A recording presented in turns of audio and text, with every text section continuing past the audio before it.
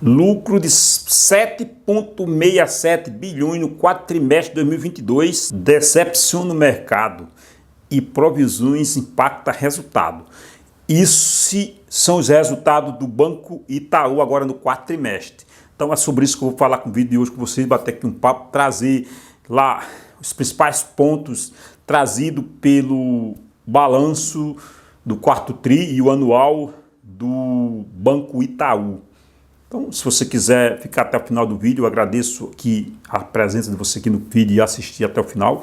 Peço que se inscreva no canal, que será muito bom aqui para o canal a inscrição de você, não vai gastar nada, não vou pedir nada, a inscrição tua é muito importante. Bom, pessoal, o Banco Itaú, hoje, ele tem um valor de mercado de 246 bilhões. Então, esse valor é um valor de mercado. O valor de mercado ele é calculado pela quantidade de ações ONPN multiplicada por tua cotação em mercado e considera a cotação do balanço do último lado do dia que considerou para o balanço. Então, eles fazem esse cálculo aí e hoje o Banco Itaú tem esse valor aí de mercado. Eu sou acionista, tenho ação do Banco Itaú, eu gosto há bastante tempo, acho uma ação bem ali, que sempre entrega um resultado bastante interessante, um dividendo bom. E eu tenho há bastante tempo, acho que foi a minha primeira ação que eu comprei em Bolsa de Valores. Então, tenho uma base de acionista hoje, né, o Banco Itaú, de 53,14% do total das ações em free float e 99,62% de ações preferenciais em free float. Para quem não sabe o que é free float, a free float é o total de ações da companhia quando ela está disponibilizada no mercado para qualquer pessoa que quiser comprar. Então esse percentual aí chama-se free float. Então ela, das ordinárias, ela tem ali 53,14% de ações em circulação no mercado. Então está dentro ali de um patamar muito bom. O Banco Itaú publicou o seu balanço, né, e ele informa que registrou um lucro recorrente gerencial, excluindo itens, né, extraordinário, de 7,668 bilhões no quarto trimestre do ano passado de 2022. Então, um lucro bem expressivo quando você compara com o Banco Bradesco, né, que foi de 1,6, então muito diferença, uma diferença muito expressiva.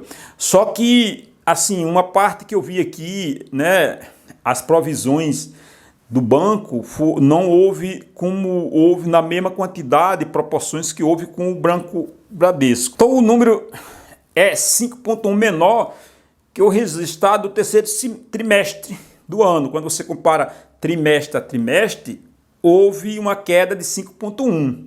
Mas por outro lado, quando você faz uma comparação trimestre a trimestre entre anos, a cifra cresceu em 7,1. Então, assim, você vê que de um trimestre para outro houve uma queda, mas no anual, quando você compara trimestre entre anos, houve um aumento.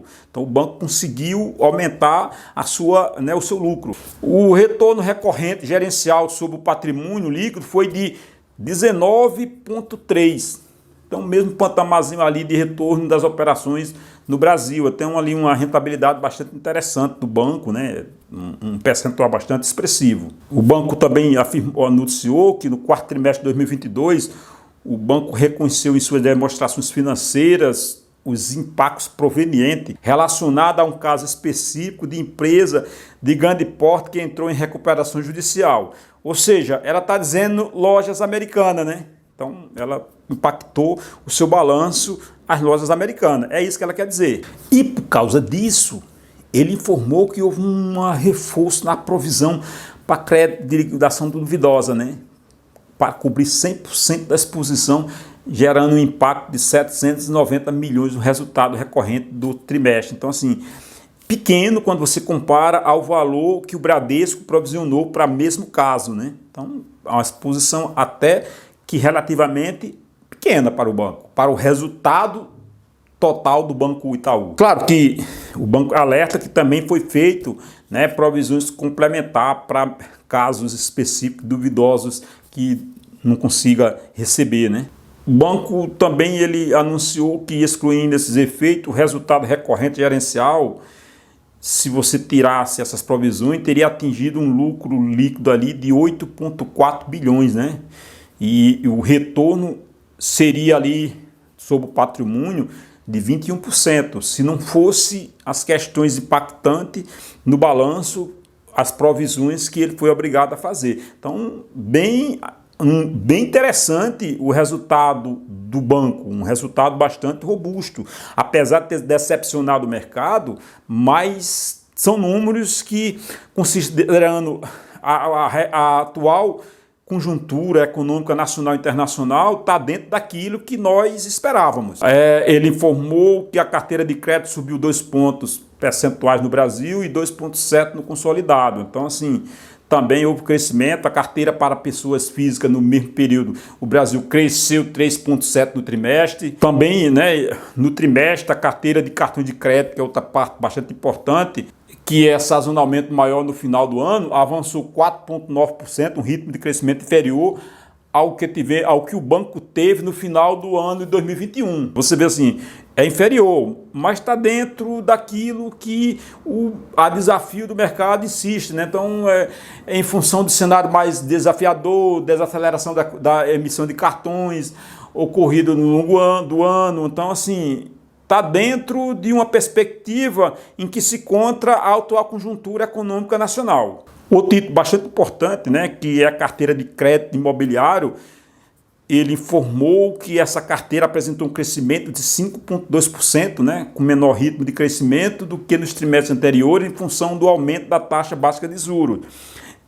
O setor imobiliário está tendo um probleminha, porque a taxa Selic a 13,75 impacta o peso nos financiamentos imobiliários. Então, houve esse impacto em decorrência do juro do Brasil, está muito alto. Mas, mesmo assim, houve um crescimento bastante bem interessante. E é uma carteira muito boa em termos de rentabilidade e de segurança, né? A solidez, que é a parte imobiliária, né? Porque você tem o imóvel como garantia da dívida, em linha com o que o banco tem sempre apresentado nos trimestres. Então, é um balanço que vem em linha sempre. É claro que aquela sobe, desce, mas nós que temos longo prazo e está na ação há muito tempo, não fica preocupado com essa pedaços pequenos. Além do volume, a margem com o cliente também foi beneficiada pelo aumento da margem de passivos em função da maior taxa de juros e do maior saldo médio para o crescimento da margem na América Latina. Então ela tem a questão dos juros deu, né, uma vantagem para o banco.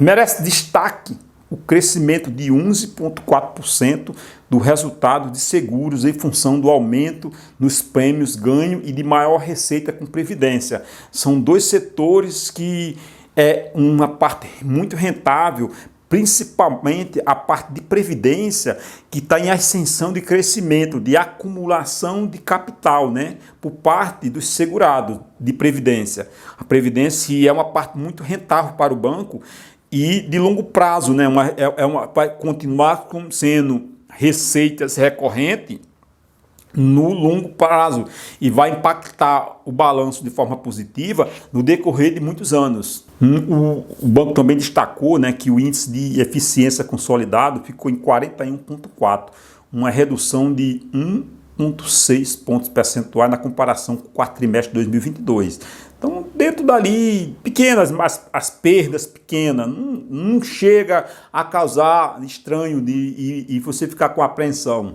Bom, o banco, né, balanço do banco dentro daquilo esperado, dentro do que o banco vem mostrando nos últimos anos, é bem sólido, índice de Basileia dentro de uma projeção bastante ali segura, 13 e poucos por cento.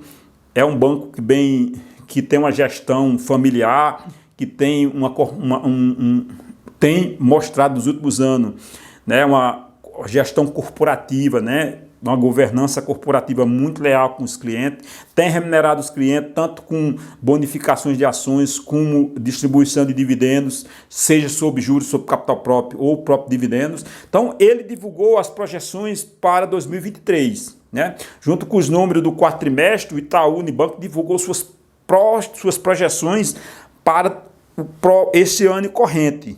Então, projeções. No final do ano vai fazer a comparação se concretizou ou não. Então, o banco projeta um crescimento de carteira de crédito entre 6% e 9%. Ele também, né, projeta que a margem financeira com clientes ela deve crescer entre 13,5% e 16,5%. Já a margem financeira com o mercado deve crescer entre 2 bilhões e 4 bilhões. Então, números positivos.